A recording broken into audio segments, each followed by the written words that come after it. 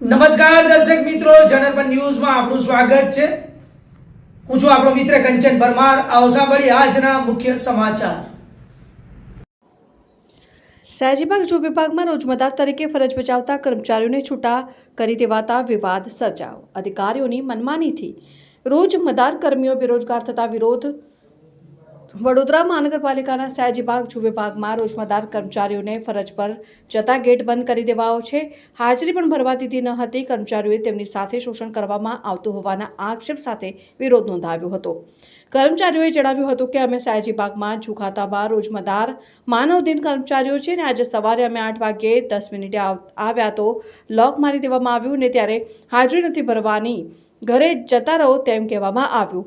મોહિત વંજારા સાહેબે આવું કહ્યું હતું। કહેવાનો મતલબ એવો છે કે સવારે પણ હરેક પ્રકારની તકલીફ હોય છે।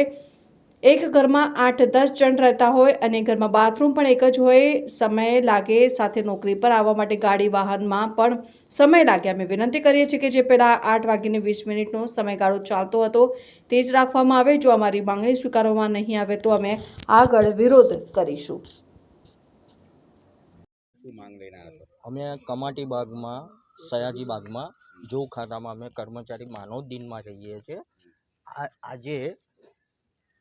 આજે અમે 8:10 આવ્યા તો લોક મારી દેવામાં આવ્યું અને પ્લસ કે તમારે હાજરી નથી ભરવાની, ઘર જતા રહો કે 8:10 આવ્યા તેની મેં આપણે શું નામ સાહેબ મોહિત વંજાળા સાહેબ।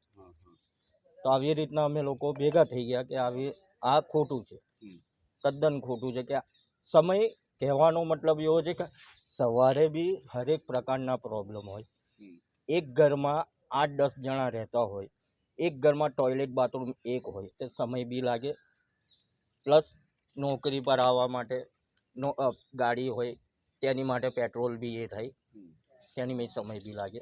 થોડી ઘણી કહેવાનો મતલબ એવો છે કે સાહેબજી નમ્ર વિનંતી કરીને કહું છું કે 8:10 જે ચાલતો હતો 8:20 સુધીનો એ સુધી રાખો। કદાચ ના કરે તો શું કરશો આગળ? અમે આ રીતના અમે વિરોધ કરીશું। હરીશ સોલંકી।